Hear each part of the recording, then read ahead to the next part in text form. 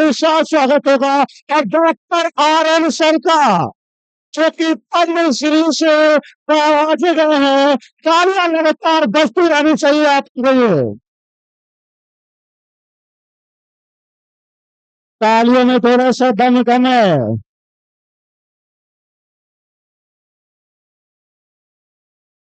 एक बार और जोरदार तालियां आप लोग की बजती रहनी चाहिए। ये दोनों के दोनों एक ऐसे व्यक्तित्व है जो हमारे बिहार के गौरव है। उनकी पहचान कुछ ऐसी है जिसको देख के लोगों के अंदर प्रेरणा बढ़ जाती है।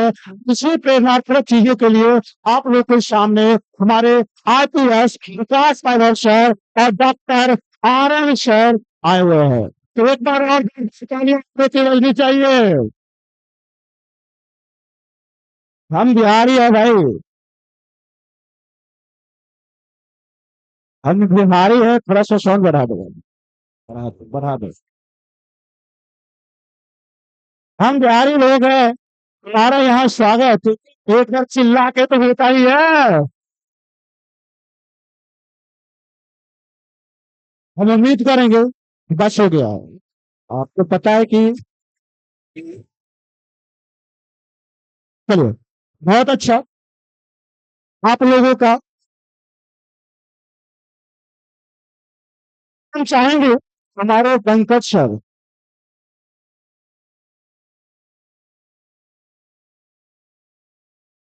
सबसे पहले हम लोग चाहेंगे अरे लोग शांति पूर्वक बैठ जाएंगे। हमारे पंकज सर अब विकास राघव सर को और डॉक्टर आर एन सर को पहले सम्मानित करेंगे। इसके बाद हम लोग आगे बात कार्यक्रम को आगे बढ़ाएंगे। सारे लोग हम अपने मगध टीम से चाहेंगे पीर की वाणी आर्यभट्ट जैसे, और इनके सम्मानित समय में हमारे सारे बच्चे स्टैंडिंग ओवेशन देंगे। शो दिवस stand up for Vikas Raghav sir and R N sir. जिसका नाम कोई मानी अकेले चलक के जैसे, अकेले चलक के जैसे तो सब पे भारी है जी। हाँ हम बिहारी हैं जी। हाँ हम बिहारी हैं जी, ये थोड़े संस्कारी हैं जी।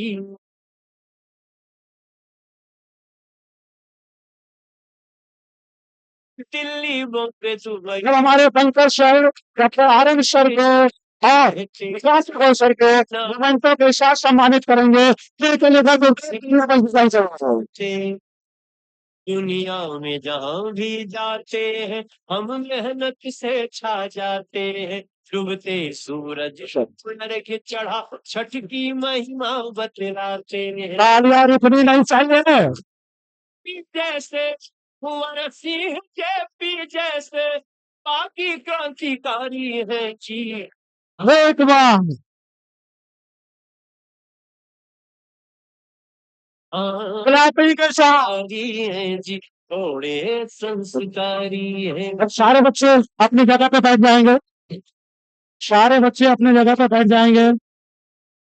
सबसे जो खड़े हैं पीछे भाई लोग हमारे बैठ जाइए आप लोग। चुना है अगर आप चाहते हैं इतने प्रभावशाली व्यक्ति के कुछ शब्दों को आप सुन पाए, क्योंकि आप लोगों को ये प्रतिभा सम्मान है, ये सारे बच्चे पहले अपनी जगह पे बैठेंगे और दोबारा नहीं बोलेंगे। हम बैठ जाओ, सारे लोग जगह पे हो जाओगे। देखिएगा थोड़ा सा पंखा वगैरह से दूरियां बनाए रखेंगे आप लोग। तो सबसे पहले सबसे पहले हम लोग बात करेंगे, क्योंकि हमारे गेस्ट आदरणीय विकास राघव सर आए हुए हैं और डॉक्टर आर एन सर आए हुए हैं। तो हम लोग थोड़े से मगध परिवार के लोग थोड़े से पहले मगध की बात कर लेते हैं। जो बच्चे आज इतने सारे क्लासरूम के अंदर सम्मिलित हुए हैं, पूरी तरह से क्लास भरी हुई है, बच्चों को रूट पे खड़े होने पड़ रहे हैं, उसका मुख्य कारण क्या है? आपको बता दो कि हमारा मगध साइंस कोचिंग जो कि 2016-17 के करीब में स्टार्ट हुई थी, 17 में स्टार्ट हुई जब ये कोचिंग हमारी, तो 2-3 बच्चों से स्टार्ट हुई थी और एक छोटा सा कमरा था जिसमें पंकज सर स्टार्ट किए थे पढ़ाना और बहुत ही शुरुआत के तौर पे हमारे मिश्रा सर और सुमित सर लोग जुड़े हुए थे। इन्होंने बहुत ज्यादा मेहनत किया। पंकज सर के नेतृत्व में पंकज सर के नेतृत्व में ये कोचिंग, कोविड का दौर आया सबको पता है, और इस कोविड के दौर में अच्छे अच्छे पिघल गए। और उस दौर में इन्होंने जो लाया सबके लिए नया था, Hindi medium. It's a brand for Magadh science coaching. और हमें पता है कि अब हिंदी मीडियम के बच्चे अगर गांव से आते हैं ना, पहले थोड़ी सी प्रॉब्लम ये होती थी बच्चों के साथ। बच्चे आते थे, उन्हें हिंदी मीडियम मिलता नहीं था, उनसे तक ये लोग हिंदी मीडियम से पढ़े हुए थे, जिसका रिजल्ट ये होता था बड़े से बड़े कोचिंग में जाते थे, लाखों रुपए देते थे, और क्लास 11th में समझ में आता था कि सारा का सारा पैसा बर्बाद, माँ बाप के सपने बर्बाद हो चुके हैं। फिर जाके क्लास 12th में मगध साइंस कोचिंग में बच्चे बहुत सारे आए। आप में से बहुत सारे ऐसे बच्चे हैं जिन्होंने पहले इंग्लिश मीडियम में एडमिशन लिया था, पैसा डुबाया था, मगध साइंस कोचिंग में आए, और मगध साइंस कोचिंग से आज आप इस सम्मान के हकदार बन चुके हैं। तो बता दो, तब से वो हिंदी मीडियम पटना में आए मगध साइंस कोचिंग की तरफ से, कोचिंग का रुख बदल गया है। अब जितने भी कोचिंग खुलते हैं ना, पहले लिखाता है हिंदी मीडियम। से हमारे मगध साइंस कोचिंग की सक्सेस पंकज सर का वो मेहनत के भगवान से दिल में आया करते थे, वो लोगों ने देखा है। हो सकता है कि आप लोग नहीं देखे होंगे, हालांकि हम तो थोड़े से लेट तो जुड़े थे, हम तो कोविड में आए थे, एंटी वायरस लेके आए थे। तो स्टार्ट जो हुई थी हमारी, वो इसी तरह से स्टार्ट हुई, और आज ये किस मुकाम पे है। आज हमारे बिहार के अंदर टॉप 10 में 3 बच्चे ने मगध साइंस कोचिंग किया है। और यहाँ पे व्यक्ति तो यहाँ पे आए हैं। अब थोड़ा सा आपको मैं बता दूं, क्योंकि बहुत सारे बच्चे, होता क्या है कि पढ़ाई लिखाई में इतना व्यस्त हो जाते हैं, या निजी जीवन में इतना व्यस्त हो जाते हैं कि कुछ बातें उनको पता ही नहीं होता है। अब जो हम लोग बात करेंगे, एक ऐसे व्यक्ति की हम लोग बात करने वाले हैं जिनका नाम काश वैभव है। पहले तो इनके नाम को मुझे तालियां बजनी चाहिए। अब लोगों में से बहुत सारे लोगों ने इनका नाम सुना होगा, बिहार में क्रांति ला दिए थे भाई, याद है आप लोग को? अपराधियों के मामले में विकास राघव सर का नाम आता था तो अपराधी गली छोड़ना स्टार्ट कर दिए थे, उस ऐसा नाम बन चुका था। तो हमारे प्यारे बच्चों, पहली बात तो ये कि हमें आपकी जीवन प्यारी है, आप बैठेंगे जरूर, इस तरह से खड़े ना रहे कि पंखे वगैरह में लग जाए कुछ, तो थोड़ा सा हमें अफसोस बहुत ज्यादा रहेगा। इसलिए थोड़ा सा आप लोग बैठ जाए, अगर जगह मिल रही है तो बैठ जाएंगे। तो इस व्यक्ति के बारे में थोड़ा सा बात कर लेते हैं। तो विकास गौरव सर, वैभव सर, एक हमारे बिहार के गौरव है, उनका जन्म 21 नवंबर 1979 को हुआ था। जरा डेट ध्यान से सुनना। अब आपको लगेगा सर डेट क्यों ध्यान से सुना रहे हैं, क्योंकि आप जिस एज पे कुछ करने की सोचोगे बहुत कुछ कर डाले थे, ठीक है? इसलिए थोड़ा सा ध्यान से सुनना, बहुत काम आने वाला है जीवन में। 1979 में इनका जन्म हुआ है, और ये इनका जन्म जो हुआ है अपने बिहार के बेगूसराय में हुआ है। तो हाँ हाँ, ध्यान से समझना, ये जो है 2003 यस बने हैं, जो कि यूपीएससी क्रैक करके बने हैं। इससे पहले यूपीएससी में सब सुना हुआ है। कुछ लोग नाम से डरते हैं, कुछ लोगों का सपना ही यही होता है। और जबकि आपको बता दें, ऐसा नहीं था कि इनके पास दूसरी जॉब नहीं थी, वो ऑलरेडी जो है इंजीनियरिंग कर चुके थे। क्या? इंजीनियरिंग ऑलरेडी कर चुके थे, वो भी आईआईटी कानपुर, जहां बच्चों का सपना होता है। आईआईटी कानपुर से बीटेक करने के बाद इन्होंने डिसाइड लिया कि नहीं, हमें सिविल सर्विसेज में जाना है, और इन्होंने यूपीएससी क्रैक किया। 2003 में आईपीएस बने बिहार कैडेट के। और उसके बाद इन्होंने जो राधा थे, जहां तक कि बॉम्ब ब्लास्ट वगैरह का इन्वेस्टिगेशन में भी इनका अहम रोल रहा है। एक बार पहले देखो चलो इन चीजों के लिए इनकी मवादियों को कम करने में अपने बिहार में सबसे बड़ा रोल रहा है। और यहाँ तक कि उन्होंने इतना ज्यादा अपने जीवन में कर लिया है, कोई पहचान की जरूरत इनको नहीं है। एक बार विकास वाला शहर के लिए जोरदार तालियां नहीं चाहिए।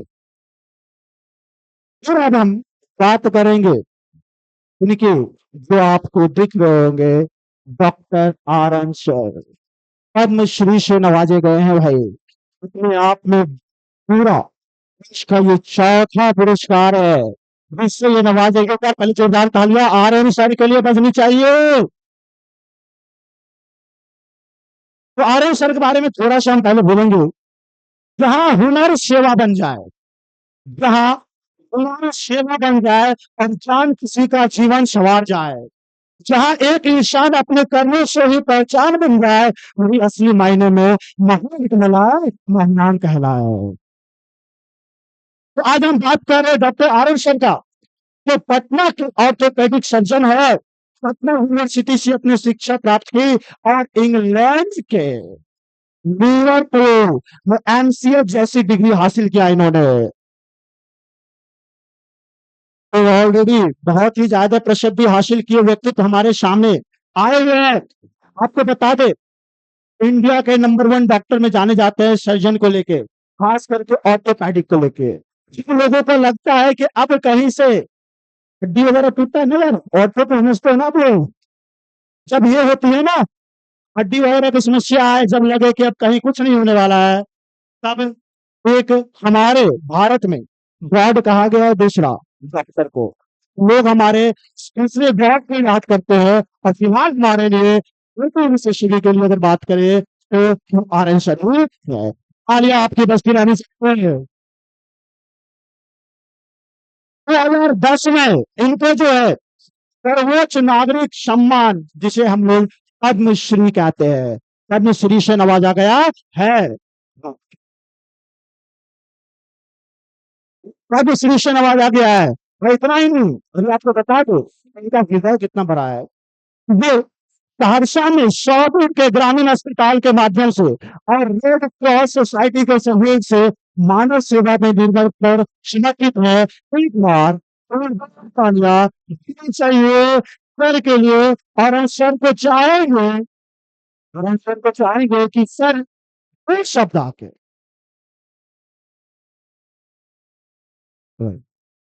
तो अब जो हम लोग बात करने वाले हैं, थोड़ा सा पहले पंकज सर अगर आप दो शब्द बोले ना तो बात को चलोगे। तो पंकज सर बोल रहे हैं, हम थोड़े से बाद में बोलेंगे। पहले थोड़ा सा प्रभावित हम लोग कर ले, पर पंकज सर भी सर को बुलाएंगे, आमंत्रित करेंगे यहाँ पे। हमारे पंकज सर के लिए देखो, ये सम्मान समारोह है, नहीं कि आपकी जो अभी तक दिख रहा है कुछ सब कुछ दिख रहा है, लेकिन सर जो आए हैं वो आपको दो शब्द बोलेंगे। तो जो भी आप, हम लोग तो क्या है 2 साल तक बोलते रहे और समझाते ही रहे, लेकिन आप लोग को इससे भी आगे जाना है। इससे आगे जाना है तो हमारे डॉक्टर साहब आर्यन सर हैं और विकास वैभव सर हैं, ये 2 शब्द बोलेंगे, उनकी बातों को भी कम से कम मान करके कुछ आगे बढ़िएगा, ठीक है ना। तो हम सबसे पहले आर्यन सर को बुलाएंगे, 2 शब्द बोलेंगे और उसके बाद फिर सब बोलेंगे। बस्ती रहनी चाहिए आनंद सर के लिए। हेलो। मंच पर आसीन वैभव जी बिहार के पुलिस में है, और मंच पर आसीन कोचिंग के कारीगण और सभी बच्चे सभी सबको मेरा अभिवादन। और आज के दिन हमें आपने बुलाया, इसके लिए मैं बहुत बहुत आभारी हूँ।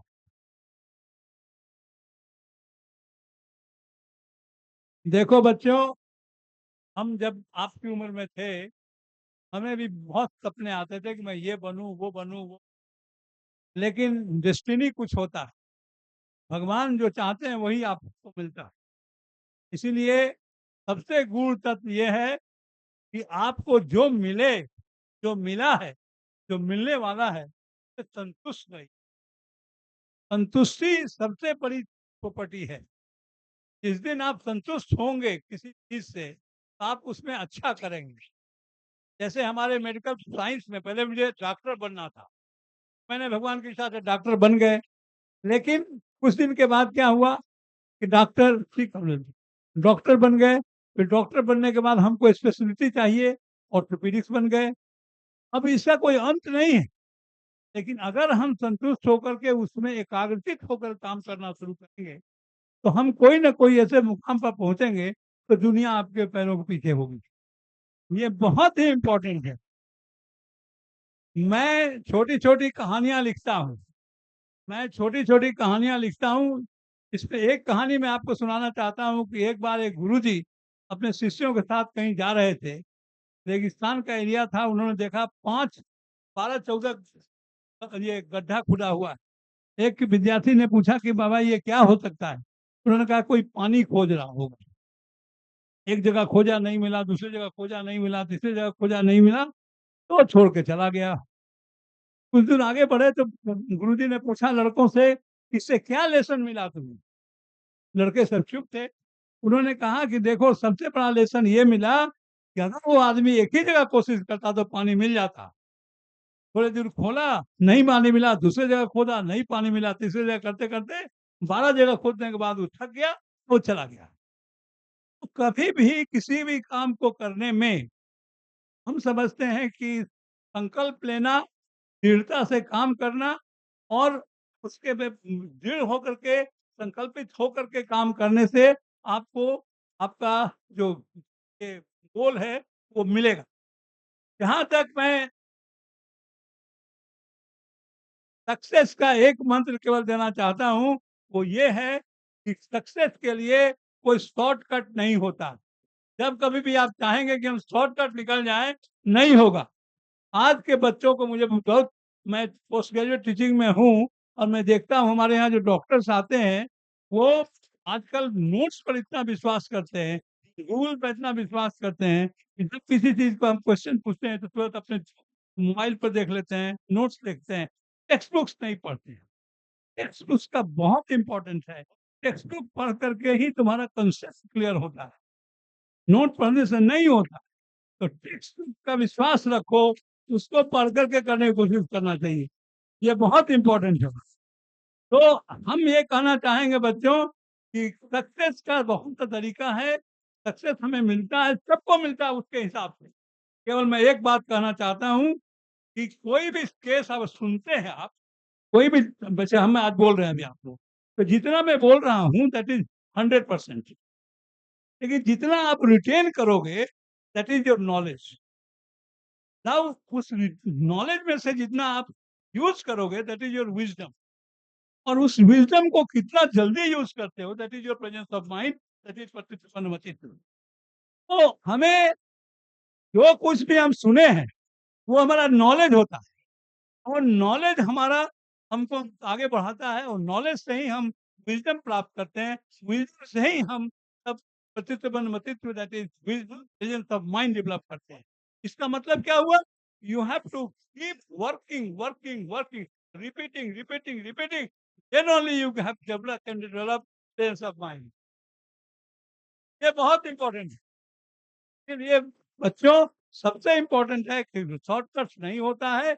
और एक चीज याद रखो, हम जब कभी भी, हमारी 5 उंगलियां हैं, ये पांचों उंगली का अपना मैं एक बताता हूँ। ये जो है, इसी अंगूठा, इसका नाम है, ये आपकी डिग्री।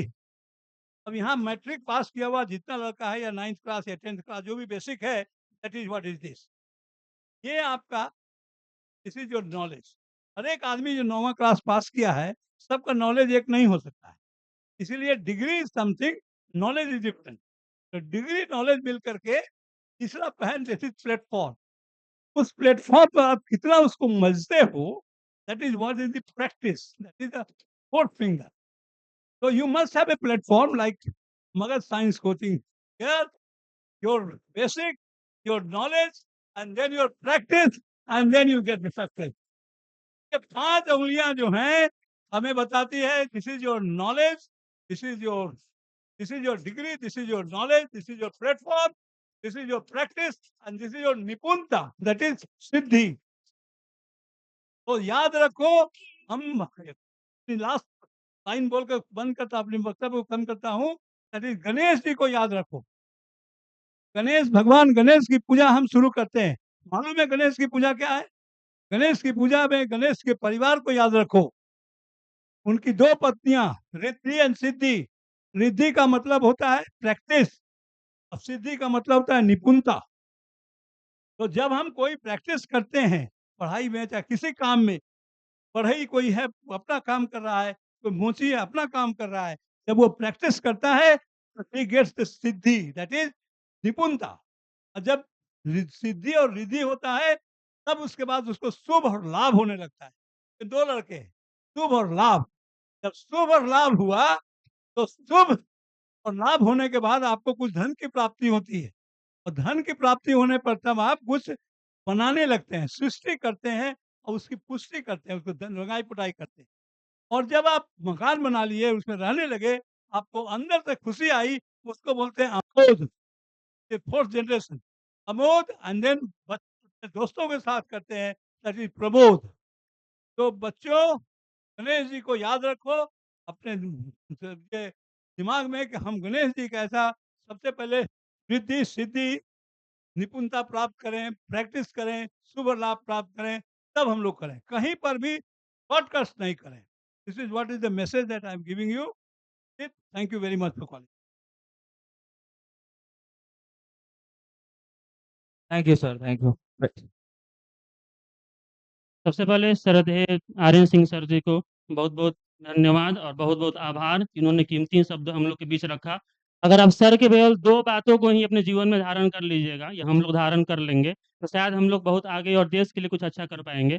पहला जो सर ने बताया कि आपके अंदर क्या होना चाहिए, निर्विकल्प संकल्प। मतलब जो भी आप सोचे, तो सर ने जो कहानी सुनाया कि 12 जगह खोदने पर नहीं मिलता है, एक ही जगह 12 फुट गड्ढा करने पर मिलता है। इसको बोलते हैं निर्विकल्प संकल्प। और दूसरा प्रखंड प्रचंड पुरुषार्थ। मतलब कि आप एक संकल्प ले लिए, हम लोग एक संकल्प ले लिए और फिर उसी पर जितना हो सके उतना उसी पर मेहनत करें। अगर ये 2 चीज को ही केवल हम लोग लेकर यहाँ से जाते हैं तो शायद हम लोग जिंदगी में अच्छा करें, समाज के लिए, देश के लिए अच्छा करें। जो भी लोग हैं, ये 2 चीज जो है सर से प्लीज मेरा रिक्वेस्ट है कि ये लोग जो है अपने साथ लेकर जाइए, निर्विकल्प संकल्प और प्रखंड प्रचंड पुरुषार्थ। तो नितिन सर बोल।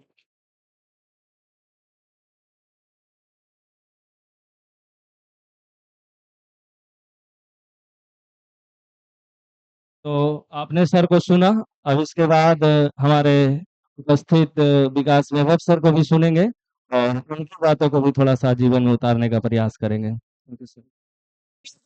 हाँ, फिर आना चाहिए।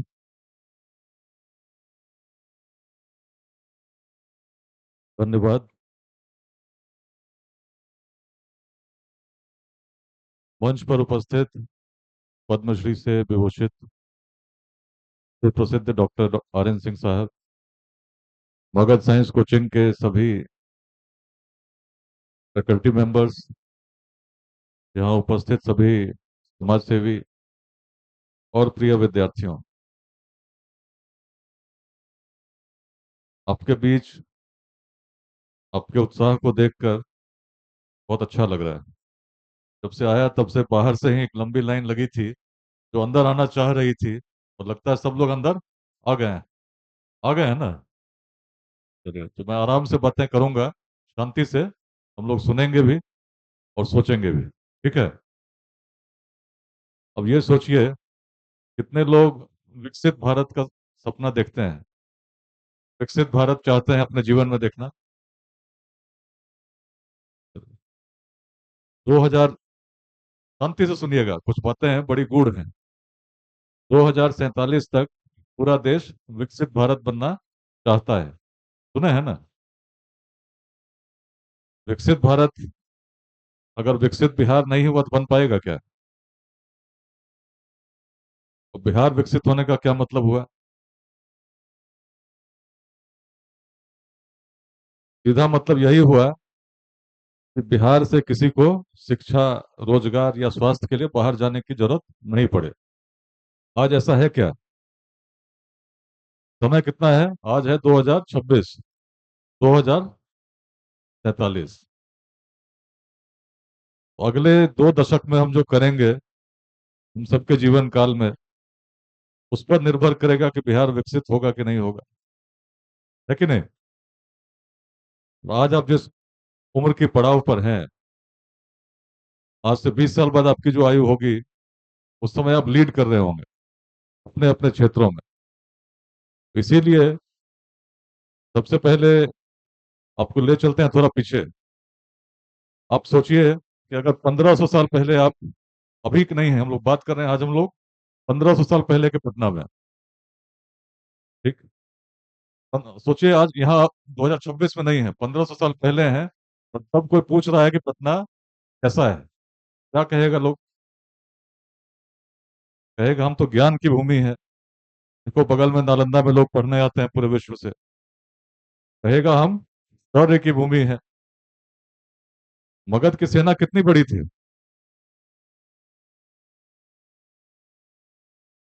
कोई अंदाजा कितने सैनिक थे उसमें? चलिए, मगध में जो ग्रीक इतिहासकार लिखते हैं 6 लाख पैदल सैनिक थे, 30,000 घुड़सवार थे, करीब 9,000 हाथी थे जो युद्ध के लिए तैयार रहते थे, और 8,000 उसमें रथ।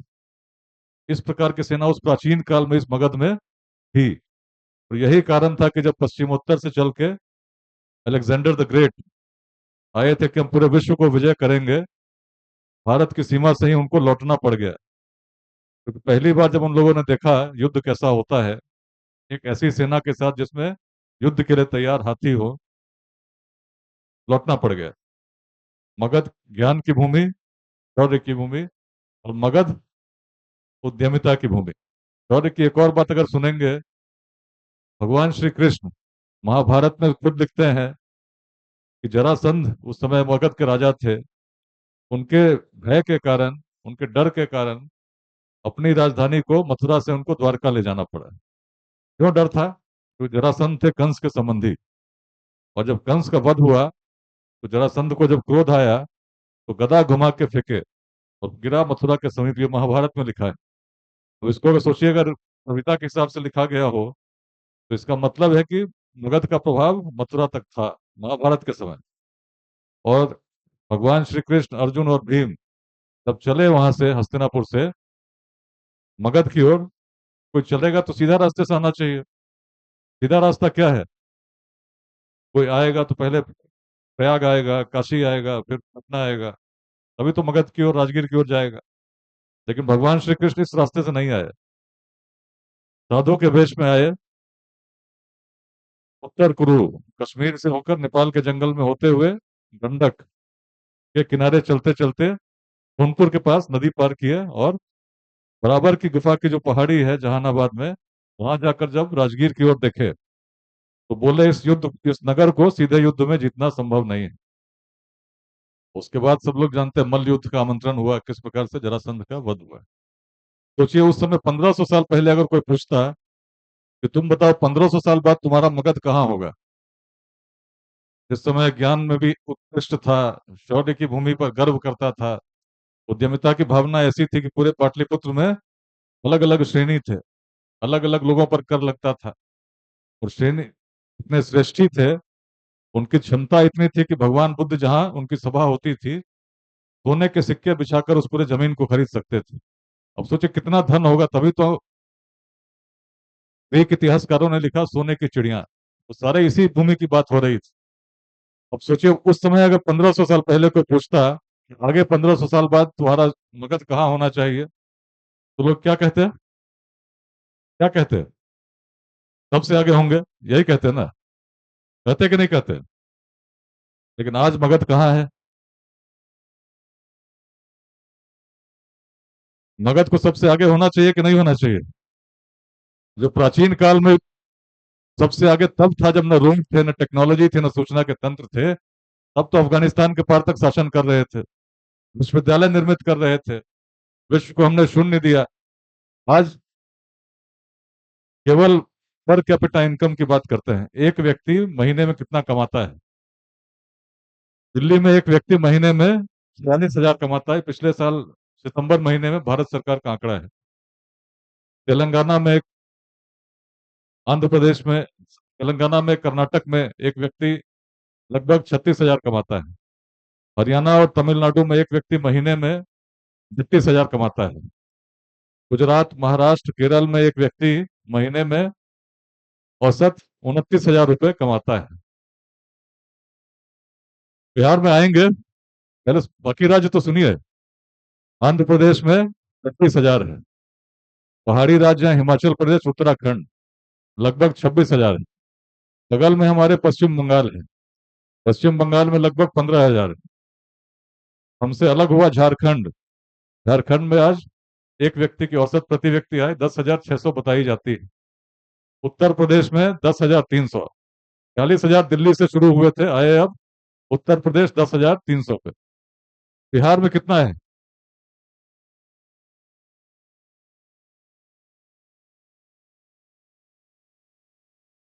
बिहार में प्रति व्यक्ति आय है 6,374 रुपये मात्र। बदलना चाहिए कि नहीं बदलना चाहिए?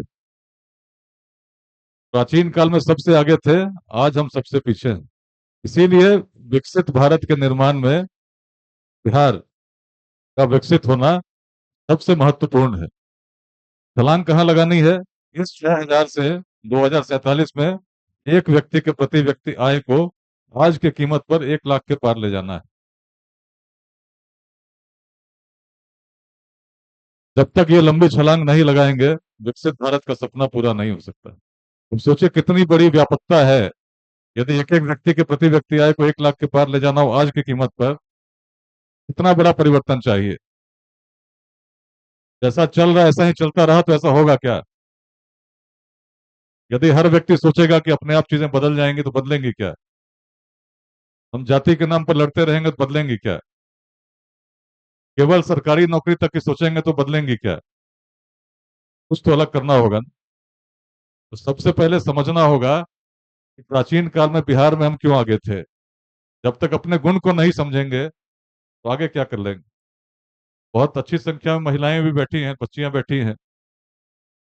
बिहार की कुछ बात करता हूँ। एक कहानी, पिछली बार भी RN सिंह साहब आए थे, मैंने कहानी वही सुनाई थी, आज आपको भी वही कहानी सुनाता हूँ। उससे अच्छी कोई कहानी नहीं है बिहार को समझने के लिए।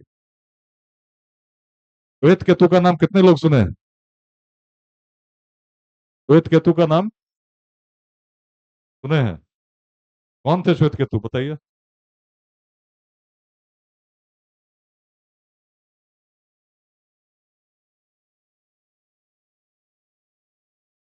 वो पिंक शर्ट,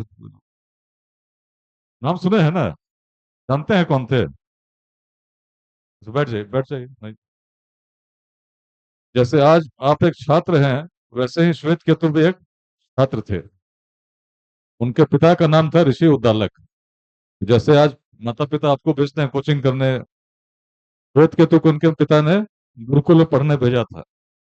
और बहुत सालों तक पढ़ के जब श्वेत केतु घर लौटे, पिता ने पूछा कि क्या तुमने अपना अध्ययन पूरा कर लिया या और पढ़ना चाहते हो? आराम से, ध्यान से, कोई हड़बड़ी नहीं है। सुनिए बात को, बात सुनिए। श्वेत केतु से पिता ने पूछा कि क्या तुमने अपना अध्ययन पूरा कर लिया या और पढ़ना चाहते हो? श्वेत केतु ने कहा, पिताजी, मैंने न केवल अपना अध्ययन पूरा कर लिया है, मैंने स्वयं को उसमें श्रेष्ठ भी सिद्ध किया है। अपने गुरुकुल में मैं सबसे श्रेष्ठ रहा हूं। और मेरे मन में एक ही इच्छा है कि अब मिथिला की सभा में जाकर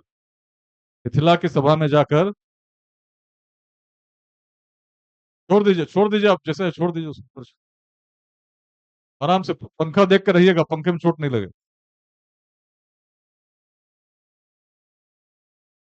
आवाज बंद कर लो खाली। क्या सुना है कि नहीं सुना है? तो मिथिला की सभा में जाकर मैं अपने आप को सबसे श्रेष्ठ सिद्ध करना चाहता हूँ। अब जब पिता ने सुना कि पुत्र ऐसा कहता है तो पिता को बड़ी पीड़ा हुई। उनको लगा कि मैंने तो पुत्र को ज्ञानी बनने भेजा था, मेरा बेटा अहंकारी बन गया है। बड़े दुखी हुए। उनको लगा कि पुत्र को समझाना पड़ेगा। तो उन्होंने पूछा, क्या क्या जानते हो? वेद केतु ने बड़े गर्व से कहा, चारों वेद जानता हूँ, सभी वेदांगों को पढ़ा हूँ, तत्व सिद्धांत दर्शन जो भी पढ़ाया जा सकता है सब कुछ मैं न केवल जानता हूं, मैं श्रेष्ठ हूं। पिता ने कहा, तुमसे मैं 3 प्रश्न करूंगा। तीन तीन क्वेश्चंस। अगर तीनों प्रश्न के उत्तर तुम दे दिए तो मैं भी मान लूंगा कि तुम श्रेष्ठ हो और तब मिथिला की सभा में जा सकते हो। पहला प्रश्न उन्होंने पूछा, क्या तुम उस तत्व को जानते हो जिसको जानने से जो नहीं देखा जा सकता उसको देख सकते हैं? श्वेत केतु ने सुना, ऐसा कौन सा तत्व हो सकता है जिसको जानने से जो नहीं देखा जा सकता उसको देख सकते हैं? बहुत सोचा उसने, फिर उसने कहा, पिताजी ऐसे तत्व की चर्चा गुरुकुल में नहीं की गई। उन्होंने दूसरा प्रश्न किया, क्या तुम उस तत्व को जानते हो जिसको जानने से जो नहीं सुना जा सकता उसको सुन सकते हैं? दूसरे प्रश्न को सुनकर भी श्वेत केतु बड़ा अचंभित हुआ। बहुत सोचकर उसने कहा कि पिताजी उस तत्व को मैं कहा नहीं जानता हूँ, गुरुकुल में इस तत्व की चर्चा हुई ही नहीं। पूरी पढ़ाई मैंने कर ली लेकिन कभी इस तत्व के बारे में नहीं जाने। तो उन्होंने तीसरा प्रश्न पूछा, क्या तुम उस तत्व को जानते हो जिसको जानने से जिसका चिंतन संभव नहीं, जिसके बारे में सोचा नहीं जा सकता, का चिंतन संभव हो जाता है? तब श्वेत केतु ने पिताजी से कहा कि पिताजी मैं नहीं जानता हूँ। आज मुझे भी आभास हो गया कि मैं स्वयं को सबसे बड़ा ज्ञानी समझता था लेकिन मैं उस तत्व को नहीं जानता हूँ। तो आप बताइए वो तत्व कहाँ है, कैसा है? तो दोनों जहां बैठे थे बगल में मिट्टी के कुछ बर्तन रखे हुए थे। पिता ने इशारा करके दिखाया, पूछा बताओ ये क्या है?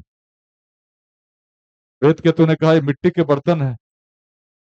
पिता ने कहा तुमने बिल्कुल सही कहा, ये मिट्टी के ही बर्तन हैं। जो व्यक्ति मिट्टी को जानता है, मिट्टी से बने बर्तन को देखेगा तो यही कहेगा ये मिट्टी के बर्तन है। चाहे बर्तन किसी आकार के हों, किसी प्रकार के हों, कभी भी बने हों, यदि मिट्टी को जानता है कि मिट्टी कैसी होती है तो मिट्टी से बने बर्तन को देखते ही कहेगा मिट्टी के बर्तन हैं। सब तो मिट्टी है, बर्तन उससे बने हुए हैं। और जो व्यक्ति जान गया वो देखते ही कहेगा। बगल में कुछ आभूषण रखे थे। पिता ने पूछा, बताओ ये क्या है? पुत्र ने देखकर कहा, ये तो सोने के आभूषण है। पिता ने कहा तुमने बिल्कुल सही कहा, ये सोने के ही आभूषण है। जो व्यक्ति सोने को जानता है,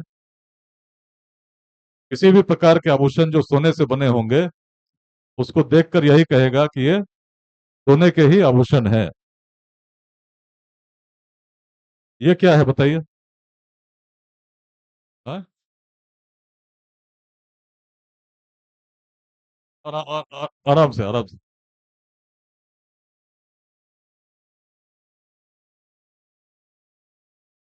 अच्छा, प्लास्टिक की बोतल है ना? चलिए, जो भी देखेगा यही कहेगा प्लास्टिक की बोतल है। ये तो नहीं कहेगा पीतल का बोतल है या सोने का बोतल है, क्योंकि आप प्लास्टिक को जानते हैं। तो आप देखते ही कह रहे हैं कि प्लास्टिक का बोतल है। तो पिता ने कहा, जिस तत्व को जानने से जो नहीं देखा जा सकता उसको देख सकते हैं, जो नहीं सुना जा सकता उसको सुन सकते हैं, जिसका चिंतन संभव नहीं उसका चिंतन संभव हो जाता है, तो तत्व सर्वत्र विद्यमान है। उसी तत्व से पूरी सृष्टि बनी हुई है। तुम भी उसी तत्व से बने हुए हो। तत्वम असि, तुम वही हो। अब इस बात को जब श्वेत केतु ने सुना, बड़ा गूढ़ मंत्र हो गया, तुम वही हो। श्वेत केतु ने पूछा ऐसा कैसे हो सकता है? मिट्टी को तो मैं देख सकता हूँ, अनुभव कर सकता हूँ, तो मैं मिट्टी के बर्तन को भी जानता हूँ। सोने को भी मैं देख सकता हूँ, अनुभव कर सकता हूँ, तो सोने के बर्तन को भी जानता हूँ, आभूषण को भी जानता हूँ। लेकिन जिस तत्व की बात आप कर रहे हैं, उस तत्व को तो मैं देख भी नहीं सकता, अनुभव भी नहीं कर सकता। कैसे मान लो कि सब कुछ उसी से बना है? तो पिता ने कहा, ऊपर देखो, ऊपर देखकर बताओ क्या दिखता है। दोनों उस समय एक पेड़ के नीचे बैठे थे। श्वेत केतु ने ऊपर देखा और कहा, ऊपर आसमान है, नीचे पेड़ है, उसके नीचे हम लोग बैठे हुए हैं। पिता ने कहा, पेड़ के ऊपर चढ़ जाओ, अब देखकर बताओ अब क्या दिखता है। ऊपर चढ़कर श्वेत केतु ने कहा, अब कुछ टहनियां दिखती हैं, कुछ पत्ते दिखते हैं, कुछ फल लदे हुए हैं। पिता ने कहा, इस फल को तोड़कर नीचे आ जाओ। नीचे आकर फल को दो भाग में खंडित करके बताओ अब क्या दिखता है। पिता ने जब ऐसा कहा तो श्वेत केतु ने फल को तोड़ा और अंदर देखकर कहा, अब इसमें फल का कुछ गूदा दिखता है, कुछ बीज दिखते हैं। तो पिता ने कहा, इस बीज को तोड़ो और बीज के अंदर देखकर बताओ अब क्या दिखता है। तो श्वेत केतु ने जब बीज को तोड़ा और बीज के अंदर देखा, उसने बड़े ध्यान से देखा, सोचने लगा और देखकर उसने कहा, पिताजी इस बीज के अंदर तो कुछ नहीं है, इस बीज में तो कुछ है ही नहीं। और तब पिता ने कहा, जिस बीज में तुम्हें कुछ नहीं दिख रहा है, जहां तुम कुछ नहीं देख पा रहे, उसी बीज को जब धरती में बोते हो तो क्या ये पूरा वृक्ष तो छुपा नहीं है?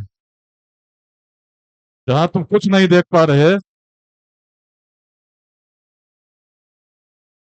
कहने का मतलब बीज को नहीं जानने वाला व्यक्ति उस वृक्ष को नहीं जान सकता, क्योंकि उसी बीज में वृक्ष छुपा हुआ है। उसी प्रकार से उस तत्व जिसकी हम लोग बात कर रहे हैं, जिससे सभी बने हैं, उसको यदि आप जान गए, तत्व क्या है?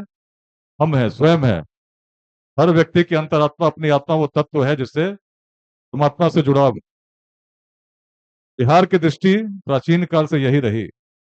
ऋषि ने कहा, ओम पूर्णमदः पूर्णमिदं पूर्णात् पूर्णमुदच्यते पूर्णस्य पूर्णमादाय पूर्णमेवावशिष्यते। बहुत लोग ये मंत्र सुने होंगे जब घर में पूजा करते हैं। मंत्र क्या कहता है? इस मंत्र को यदि समझ गए, इसके मतलब को समझ गए, तो जो बात उद्दालक ने श्वेत केतु को कहा, इसको यदि समझ गए तो जीवन में कोई दिक्कत होगी ही नहीं, बिहार बदल जाएगा। लेकिन इस मंत्र को समझना पड़ेगा। और जो हम कह रहे हैं ना, सबसे पीछे हैं, सबसे आगे ले जाने हैं, साधारण से असाधारण बनना, इस मंत्र में ही वो रहस्य है। जो पूर्ण था पूर्ण ही रहता है, पुनः पूर्ण में विलीन हो जाता है। The complete remains complete and goes back to the complete. सोने को अगर काटेंगे तो छोटा सा जो कण होगा, उसमें गुण किसके होंगे? सोने के ही होंगे। कितने लोग सुने हैं कि हर आत्मा में परमात्मा का अंश होता है? सुने हैं ना? या सबकी रचना ईश्वर ने की है, इस प्रकार की बात सुने हैं कि नहीं? सुने हैं तो मतलब है कि कुछ अंश होगा उनमें। जब सोने को काटेंगे, छोटे से कण में भी वही गुण होते हैं। सोचिएगा, परमात्मा का एक अंश है, तो परमात्मा का गुण थोड़ा सा उसमें आएगा कि नहीं आएगा? आएगा ना। परमात्मा के गुण, सोचिए परमात्मा के गुण क्या है, उनकी क्षमता कितनी है? अनंत। अनंत। परमात्मा की क्षमता को किलोग्राम में, किलोमीटर में बांट सकते हैं क्या? अगर अनंत का एक अंश आ गया आप में, तो सब लोग गणित पढ़े हैं, साइंस कोचिंग में है, इन्फिनिटी को डिवाइड करने पे क्या निकलता है? इन्फिनिटी। अनंत का अंश भी तो अनंत ही होगा ना। तो हर व्यक्ति का जो गुण है, की जो क्षमता है, कितनी है? अनंत। कोई कमी नहीं है। तो इसीलिए स्वामी विवेकानंद ने कहा, जिस व्यक्ति में पूरे सृष्टि को संचालित करने की क्षमता हो, यदि ऐसा व्यक्ति कहता है कोई लक्ष्य कठिन है, तो निश्चित उसने अपने आंखों पर पट्टियां बांध रखी। स्वयं को कमजोर समझना सबसे बड़ा महापाप। अब सोचिए, इस प्रकार का भाव कभी पहले मन में आया था क्या कि मुझ में कोई कमी नहीं है, मैं श्रेष्ठ हूं, मैं यदि चाहूं तो सब कुछ कर सकता हूं, सारी सृष्टि की शक्ति मुझ में है? भाई ऐसे सोचे हो क्या? लेकिन अगर ऐसे सोचने लगोगे तो क्या होगा?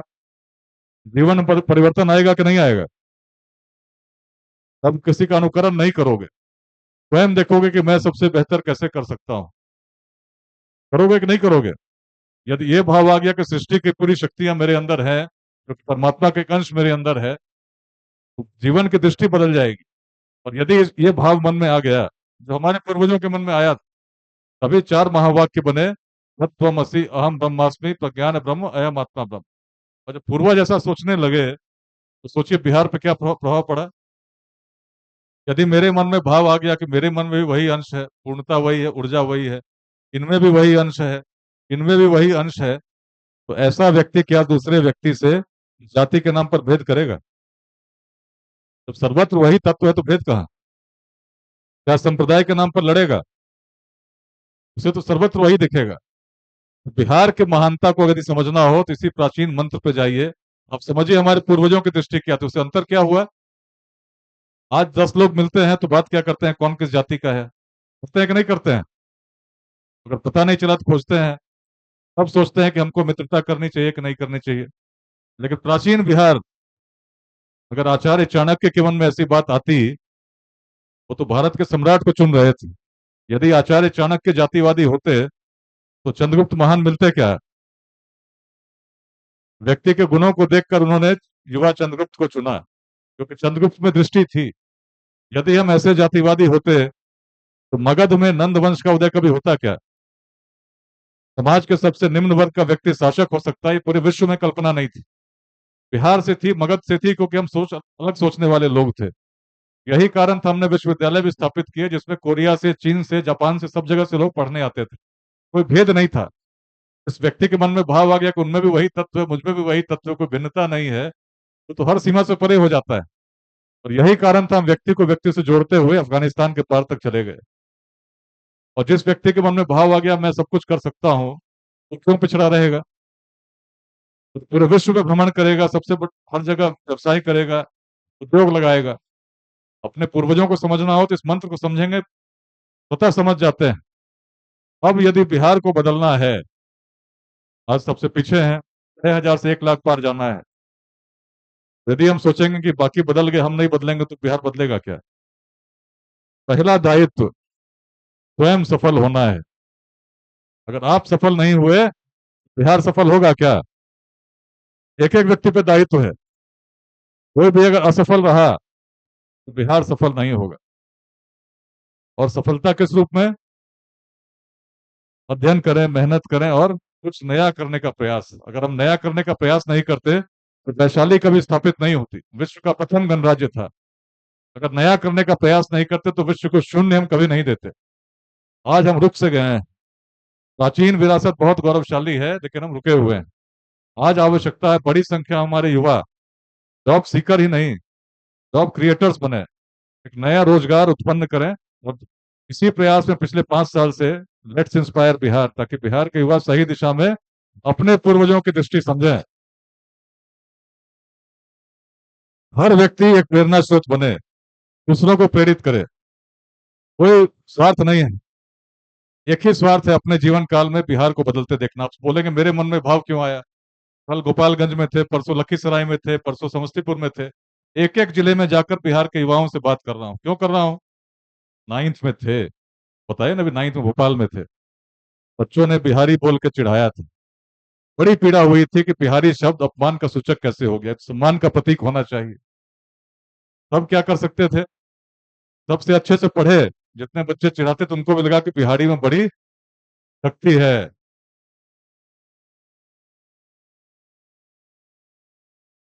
और तभी मन में एक संकल्प लिए थे कि अपने जीवन काल में बिहारी शब्द को पुनः सम्मान का प्रतीक बनाने में यदि मेरी कोई भूमिका होगी, तभी अपने जीवन को सार्थक मानेंगे। और सफलता तभी मिलेगी, एक व्यक्ति से नहीं मिलेगी। जो बातें मैंने की, अपनी बातें नहीं की। अपनी बातें तो करूंगा कभी बाद में। अब देख सकते हैं सोशल मीडिया पे इधर उधर, रोहतास में परिवर्तन आया, बगहा में परिवर्तन आया, अभी बता रहे थे। परिवर्तन इसलिए आया क्योंकि जितने लोग थे, नॉर्मल पुलिसिंग से नहीं आया, आदिवासियों से जुड़े, लोगों से जुड़े। बगहा को मिनी चंबल कहते थे, बड़े समय से क्राइम चलता था, अंग्रेजों ने यूनिवर्सिटी ऑफ क्राइम लिखा था। लेकिन लोग से जब बात होती थी, लोग कहते थे याद कीजिए महर्षि वाल्मीकि की भूमि है। तो मैंने एक एक परिवार से मिलकर यही कहना शुरू किया कि रत्नाकर यदि रत्नाकर ही रहे होते तो विश्व किस वाल्मीकि को जानता। ये परिवर्तन की भूमि है। और जब इस प्रकार की बात डकैतों से भी करने लगे तो 26 गिरोहों ने सरेंडर कर दिया। और बगहा में पहले किडनैपिंग होती थी 100-150 प्रति वर्ष। तो मेरी पोस्टिंग हुई, लोगों से जुड़े, एक बड़ा परिवर्तन इस रूप में आया, किडनैपिंग की संख्या 0 हो गई।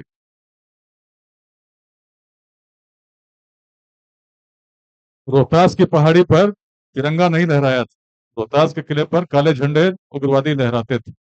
मुझ पर भी गोलियां चली। 2002 में डीएफओ शहीद हुए, 2006 में डीएसपी शहीद हुए, अनेक पुलिसकर्मी मारे गए।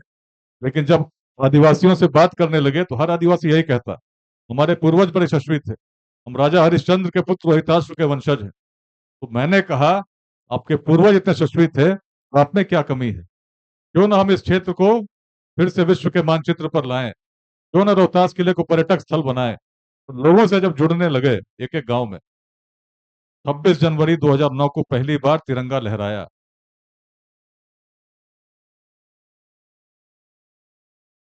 और एक एक गांव में जब आदिवासी जगे, उग्रवादियों का विरोध करने लगे, उग्रवादियों को भी सरेंडर करना पड़ गया। आज रोहतास किले पर आप जाएंगे तो 24 घंटे तिरंगा लहराता है। परिवर्तन हो सकता है यदि हम निस्वार्थ भाव से प्रयास करें, यदि प्राचीन प्रेरणा को समझें, जगें और अपने वर्तमान को बदलने के लिए प्रयास करें। आज इतनी बातें जो मैंने आपसे की इसलिए की क्योंकि आप सभी में बड़ी संभावना में देखता हूं। और मेरी दृष्टि तो यही है कि एक एक बिहार का व्यक्ति यदि अपने प्राचीन गौरव के साथ परिवर्तन में योगदान नहीं देगा, चाहे किसी जाति का हो, किसी संप्रदाय का हो। और बिहार की महिलाएं, हम गार्गी के वंशज हैं। गार्गी वो विदुषी थी जिन्होंने अपने समय के सबसे बड़े विद्वान को विद्वतापूर्वक चुनौती दी थी। उस काल में किसी देश में, किसी संस्कृति में महिलाओं का ऐसी क्षमता, ऐसी दृष्टि नहीं मिलती। जब प्राचीन काल में हमारी महिलाएं इतने आगे थीं, तो आज कहाँ होनी चाहिए? सबसे आगे होनी चाहिए कि नहीं होनी चाहिए? लेकिन सबकी जिम्मेदारी हम नहीं ले सकते, लेकिन अपनी जिम्मेदारी हम ले सकते हैं कि नहीं ले सकते हैं? यदि अपने लिए हम संकल्प लें कि चलो बाकी को बाद में बदलेंगे, पहले मैं बदल जाऊंगा, बिहार बदलेगा कि नहीं बदलेगा हर व्यक्ति सोचेगा। मैं तो यही कहना चाहता हूं कि हम मिलकर ही बिहार को बदल सकते हैं, लेकिन मिलकर बदलने के लिए सबसे पहले स्वयं को बदलना होगा। अगर हम जाति में बटे रहेंगे, सोचेंगे उस प्रकार से, तो बिहार बदलेगा क्या? और सभी लोग सहयोग के साथ चले तो बिहार बदलेगा ना। कि पहला दायित्व, सफल हो जाइए, स्थापित हो जाइए। दूसरा दायित्व, यदि सफल हो गए, स्थापित हो गए, केवल स्वयं तक सोचेंगे तो बिहार बदलेगा क्या? थोड़ा सा अंशदान अपने समाज को दीजिए, अपने अपने हिस्से के बिहार में जो भी आप कर सकते हैं इसको करने का प्रयास करेंगे तो विश्वास दिलाते हैं, करेंगे कि नहीं? सर एक संकल्प दिलाते हैं आपको, छोटा सा है, 2 लाइन का है, लेकिन संकल्प की लाइन समझ लीजिए। पहले हम बोलेंगे मैं बदलूंगा, मतलब स्वयं में परिवर्तन। मैं बदलूंगा बिहार, बिहार में परिवर्तन। सबके सबका दायित्व, एक एक व्यक्ति का दायित्व कोई। और मैं करूंगा अपने पूर्वजों की भूमि का पुनरुद्धार। ठीक है? सहमत है कि नहीं है? तो मगध साइंस कोचिंग की आवाज कितनी आती है आज देखते हैं। मगध की आवाज आनी चाहिए। जब प्राचीन काल में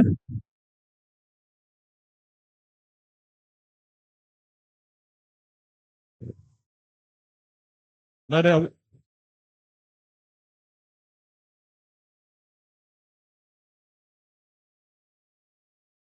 चले प्राचीन काल में, अभी नारा लगवाएंगे तब कीजिएगा, नारा लगवाएंगे तब देखेंगे ना। प्राचीन काल में जब मगध की सेना चलती थी तो उनके धूल में सूर्य भी छिप जाता था, ऐसी बात ग्रीक इतिहासकारों ने लिखी है। वैसे मगध को फिर से स्थापित करना है कि नहीं करना है?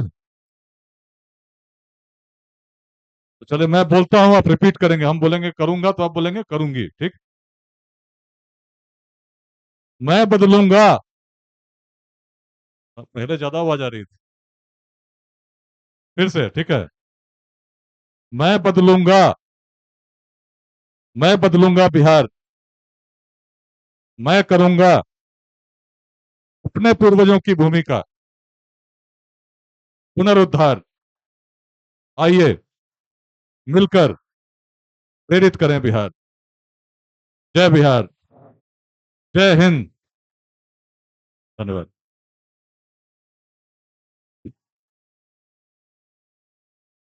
भारत माता की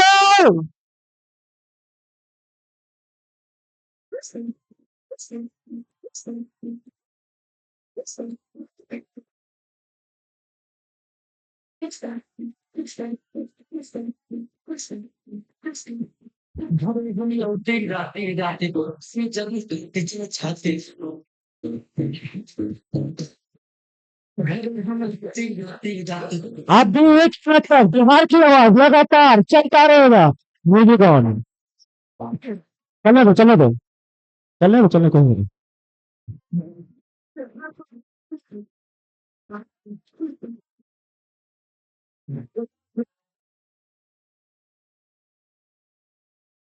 बंद कर दो। ये थी हमारी बिहार की आवाज, विकास वैभव सर का आवाज। अब थोड़ा सा शांत हो जाओ सारे बच्चे। हो गया आपका एनर्जी लेवल और किसी ने देख लिया, और इसी एनर्जी पे भरोसा करके विकास वैभव सर ने बोला है कि अगर आप चाहे तो कुछ भी कर सकते हैं। तुम्हें अंतर मन की आवाज को सुनो, अपनी एनर्जी को पहचानो, और जो चीज हमें करने का है वो कर डालो। जरूरी ये नहीं है कि सरकारी नौकरी के ही चक्कर में पड़ेंगे, उससे हमारे बिहार का भला हो सकता है, हम ये करेंगे। और यही बात लेट्स इंस्पायर बिहार भी कहता है। एक बार जो तालियां होनी चाहिए। क्या स्वागत सर कर लो। तो अब उन प्रभावशाली बच्चे को बुलाने वाले हैं। जो बच्चे हमारे बिहार के अंदर टॉप 10 की लिस्ट में आए हुए हैं, जो बच्चे हमारे नगर साइंस कोचिंग के टॉपर्स हैं, जिनको सम्मानित करने के लिए हमारे यहाँ विकास वैभव सर, आर्यन सर आए हुए हैं। एक बार और जोरदार तालियां की होनी चाहिए। तो सबसे पहले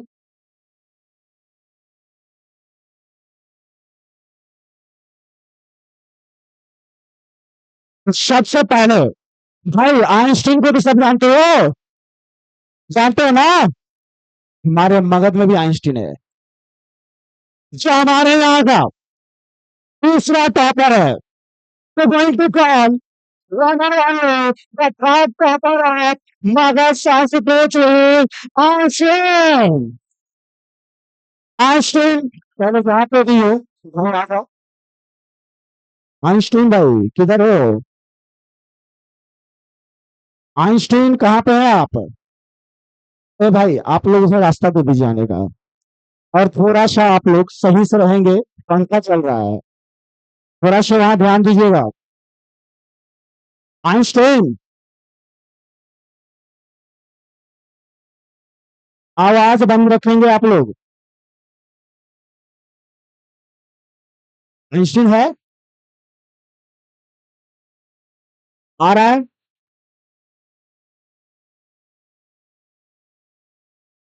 चलो आ गया। ए, आने दो यार। चलो खाली करो यहाँ से आप लोग। हल्ला बंद कर लो। हल्ला बंद कर लीजिए, हल्ला बंद कर लीजिए। हाँ चलिए आइंस्टीन के लिए जोरदार तालियां। आगे भाई। और हम चाहेंगे, हम चाहेंगे कि आइंस्टीन को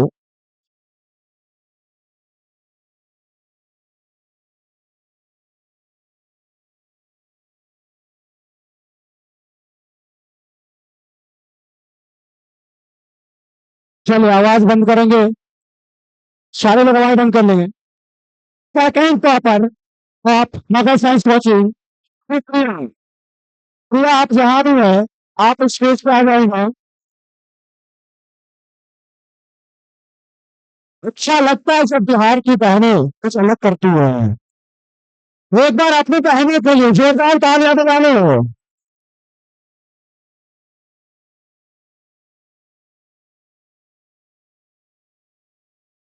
Now going to God. the first topper of Magan Science Coaching and sixth topper of the Bihar.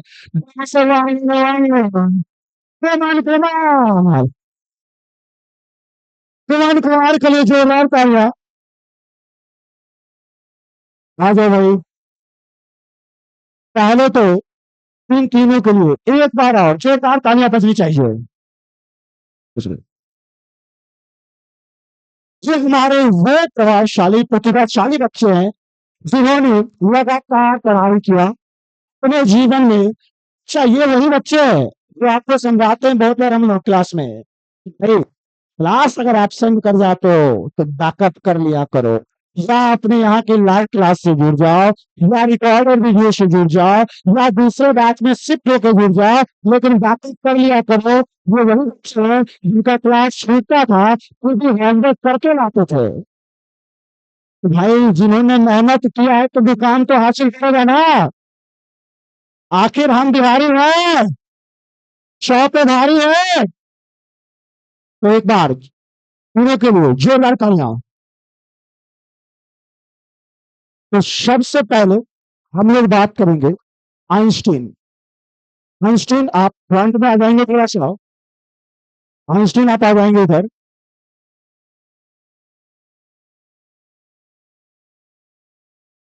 और आइंस्टीन को सम्मानित करने के लिए हमारे जो बहुत ही महत्वपूर्ण चीफ गेस्ट यहाँ पे आए हुए हैं, वो डॉक्टर आनंद सिंह सर आएंगे।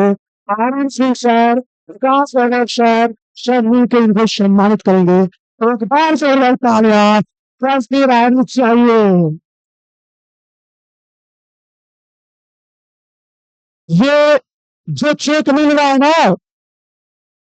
ये जो चेक मिल रहा है, ये आप पैसा नहीं है, ये एक सम्मान है, हमारी बिहार का अभिमान है।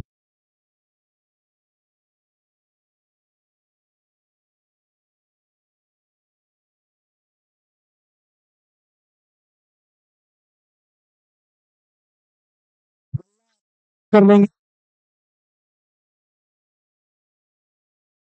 आप अपने बिहार के संस्कारी बच्चे होने का थोड़ा सा प्रमाण दे देंगे, और वो प्रमाण होगा अभी आपके चुप हो जाने से। बहुत धन्यवाद आपका। चलो अब जो है हम लोग दूसरे को बात करेंगे, सेकंड टॉपर और मगर साइंस कोचिंग सुप्रिया। सुप्रिया के लिए भी जोरदार तालियां। सुप्रिया के लिए जोरदार तालियां बजनी चाहिए।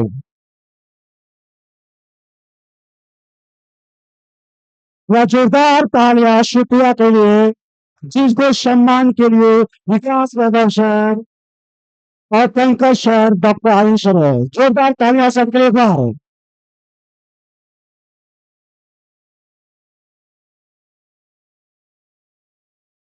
तालियां आपकी रुकनी नहीं चाहिए। वे हमारे बिहार की शेरनी जब दहाड़ती है तो ऐसे ही स्टेज पे आते हैं। Going to contrast and the first stopper of Mother Science Coaching, food stopper of the Bihar, Dr. Shivani Kumar, सुनाएंगे और मधुबनी डिस्ट्रिक्ट का पहला टॉपर है ये, बिहार का छठा टॉपर है ये, मगर साइंस कोचिंग का पहला टॉपर है ये। जी 10,000 किसान।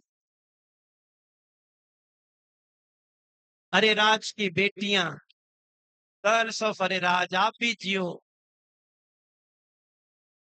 अरे जिया हो अरे राज के घर, जिया मुहावरा करेंगे आप सारे बच्चे और अपनी जगह पर ही रहेंगे, हमें कहीं नहीं जाएंगे। अभी तक हम लोगों ने प्रभावशाली व्यक्तियों का, हम लोगों ने प्रभावशाली बातें सुना और बहुत इंस्पायर भी हुए। अब हम चूंकि क्लास 12 वाले बच्चे हैं यहाँ पे बहुत सारे जो आए हुए हैं, क्लास 11 के बच्चे आए हुए हैं, तो उन्हें भी जानना होता है कि सर टॉपर पढ़ते कैसे हैं।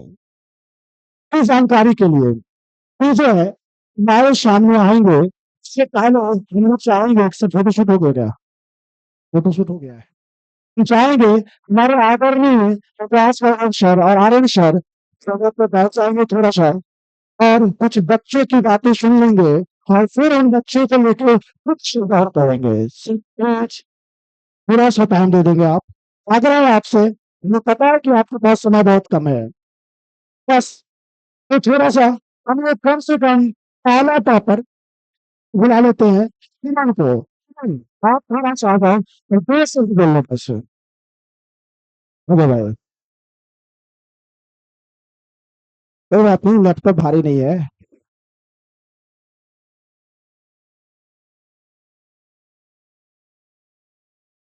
सर्वप्रथम यहाँ पे इस प्रोग्राम के मुख्य अतिथि आईपीएस ऑफिसर सर विकास वैभव सर और ग्रेट डॉक्टर आर्यन सर को के चरणों में मेरी सिर झुका के नमन है। उसके बाद मेरे कोचिंग के सारे आदरणीय सर, कोचिंग के डायरेक्टर, कोचिंग के कर्णधार पंकज सर, जो हमको फिजिक्स और हिंदी और मैथ भी पढ़ाए हुए हैं। Chemistry king Abhishek Mishra sir, जिनसे हम फिजिकल, ऑर्गेनिक, इनऑर्गेनिक तीनों पढ़े हुए हैं।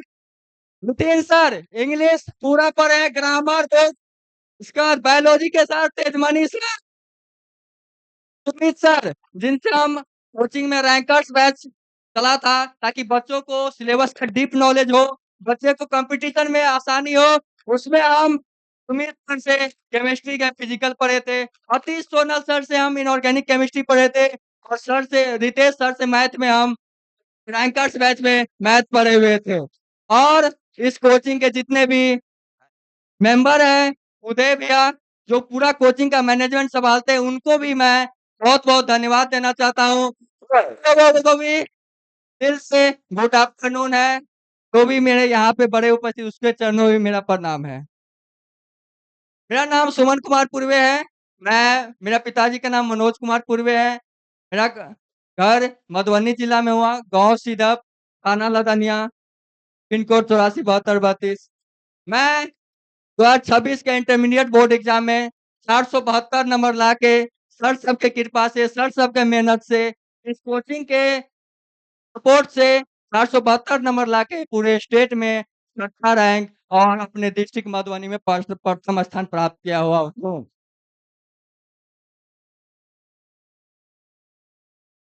और मैं मैट्रिक में भी पूरा बिहार में तीसरा स्थान प्राप्त किया हुआ था 486 नंबर के साथ। वाह, इस सफलता में मेरे ऊपर एक प्रेशर थी कि मैट्रिक में मैं अच्छा किया था, पूरे गाँव की नज़र, पूरे मधुबनी जिला की नज़र मेरे ऊपर थी। ये लड़का मैट्रिक में टॉप किया है, इंटर में कहीं बिगड़ ना जाए, कहीं गलत रास्ता में पढ़ के मार्क्स कम ना कर ले, वही प्रेशर मेरे ऊपर थी और उसी की वजह से मैं इतना अच्छा कर पाया इंटरमीडिएट में। और मैं इतना कुछ होने के बाद मैं अपना ऑल सब्जेक्ट में अपना मार्क्स भी बताना चाहता हूँ। मेरा मैथमेटिक्स में 95 नंबर है, केमिस्ट्री में 96 है, फिजिक्स में 97 है, इंग्लिश में 91 है और हिंदी में 93 है। कुल मिलाकर मैं अपने मार्क्स से सैटिस्फाइड हूँ, बट मैं अपने करियर से अभी सैटिस्फाइड नहीं हुआ हूँ। मुझे आगे भी बहुत कुछ करना है। ये एक मार्क्स ही मैं आगे जाके जैसे सर अभी बोले बिहार को बदलना है, मैं पूरी जी जान लगा दूँगा बिहार को बदलने में। इसके लिए मुझे जो मेहनत करनी पड़ेगी मैं करूँगा, जो अफ़सर बनना पड़ेगा करूँगा, ईमानदारी से काम करूँगा। बहुत बढ़िया बस भाई, इतना ही कह के मैं अपने वारी को विराम देता हूँ। धन्यवाद। बहुत अच्छा लगता है, बहुत अच्छा लगता है जब ऐसे प्रभावशाली बच्चे, प्रतिभाशाली बच्चे आते हैं जो त्योहार बदलने की बात करते हैं। तो सबसे पहले उसके अंदर जो अभी-अभी जो प्रतिभा जगी है, जिसे मैं कुछ कर कहना चाहूँ, उस व्यक्ति के बारे में थोड़ा-सा बोलेंगे। विरासत का सम्मान और युवाओं का भी अभिमान है। विरासत का सम्मान और युवाओं का भी अभिमान है। आपकी वर्दी में भी बस्ती जिनकी बेहद कोमल सी जान है, जिनकी एक पहल भगवान से सुनना, जिनकी एक पहल बिहार एक अभियान है, विकास वजह से सब चीजें उसी माटी के तालमेल इस माटी के सामने है। तो प्यारे बच्चों, बहुत बातें कर ली गई है, क्योंकि सर लोग के पास ज्यादा समय नहीं है। कहा गया भाई हमारे शब्द बोलोगे, आ जाओ, चलो तो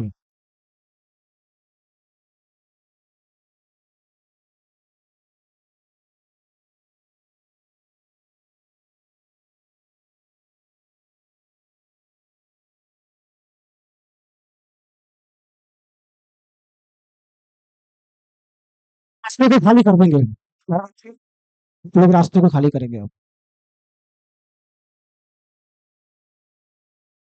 नमस्ते। यहाँ उपस्थित सब यहाँ उपस्थित आदरणीय विकास वैभव सर एवं आर्यन सर को मेरा आदरणीय प्रणाम और मगध साइंस कोचिंग के डायरेक्टर मगध सर को भी मेरा आदरणीय प्रणाम तथा मगध साइंस कोचिंग के सभी शिक्षकों तथा यहाँ के उपस्थित जितने भी स्टाफ हैं उन लोगों को भी मेरा बहुत-बहुत धन्यवाद। जिनकी कृपा से और आशीर्वाद से आज मैं इतने अच्छे मार्क्स ला पाई और आपके सामने आज खड़ी हूँ। मेरा नाम सुप्रिया कुमारी है, मैं नवादा जिला से हूँ, पापा का नाम मुकेश कुमार है।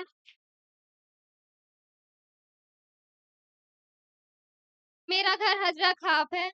मैंने 10th में 90% लाया था और इसी वजह से मम्मी-पापा खुश होकर मुझे पटना भेजे हैं, भरोसा करके। इसलिए मैं मम्मी-पापा का भी बहुत-बहुत धन्यवाद करना चाहूँगी, जिन्होंने मुझे इस काबिल समझा और अभी मेरा 464 नंबर आया है और मैंने अपने स्कूल में टॉप किया है।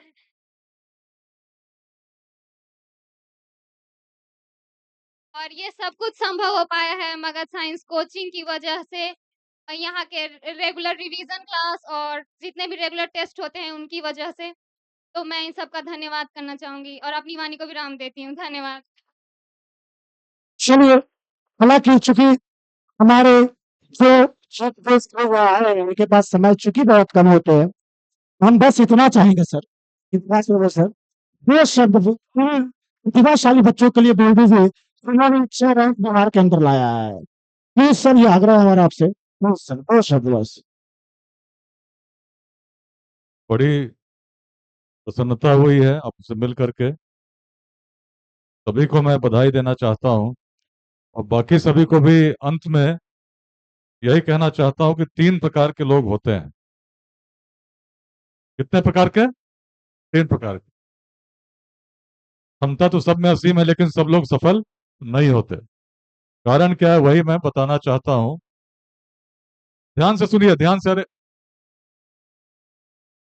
रुक जाइए, रुक जाइए।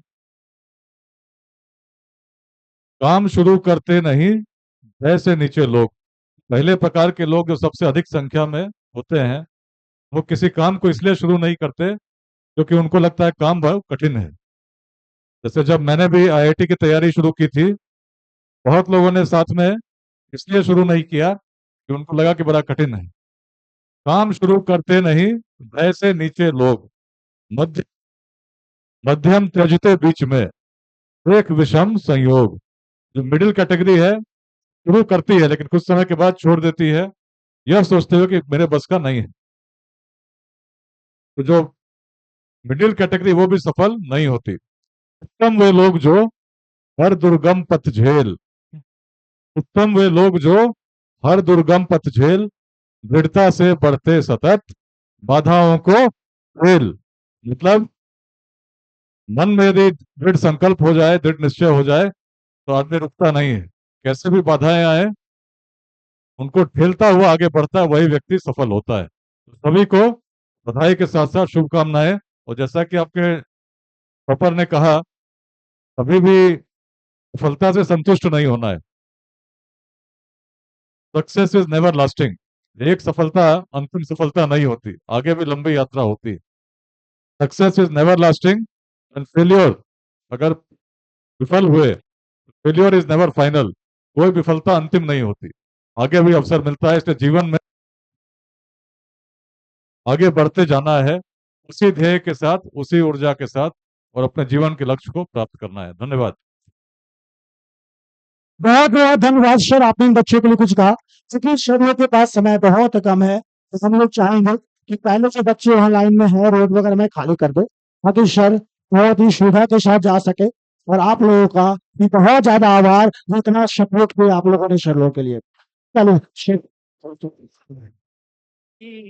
हाँ हम बिहारी हैं जी, थोड़े संस्कारी हैं जी। सारे बच्चे क्लासरूम के अंदर ही रहेंगे और अभी प्रोग्राम बाकी है।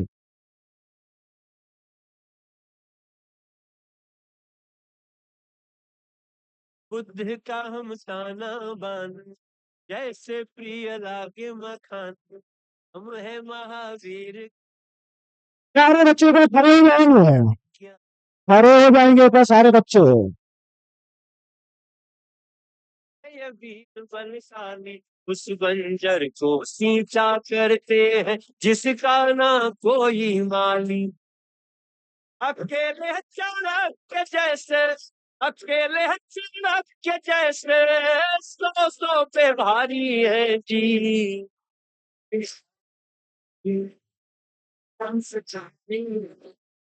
हाँ हम बिहारी हैं जी, थोड़े संस्कारी हैं जी।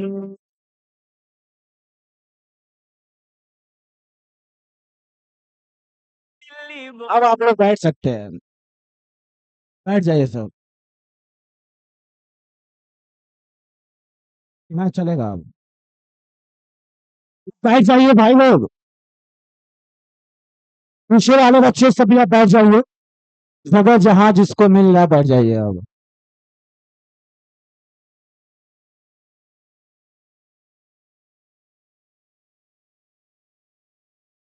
बैठ जाओ पहले सारे लोग, हम चाहेंगे कि आप सारे बच्चे पहले बैठ जाइए, प्रोग्राम अभी खत्म नहीं हुआ है, अभी तो ये शुरुआत है। तब तक हम चाहेंगे कि आइंस्टीन आ जाएगा यहाँ पे भाई, हमारे आइंस्टीन भाई यहाँ पे आ जाएंगे।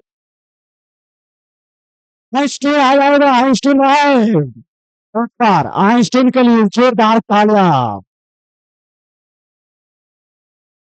चूंकि ये अपने नगद का थर्ड टॉपर है, तो आइंस्टीन थोड़ा सा पहले आपको बताएंगे कि इन्होंने पढ़ाई कैसे की।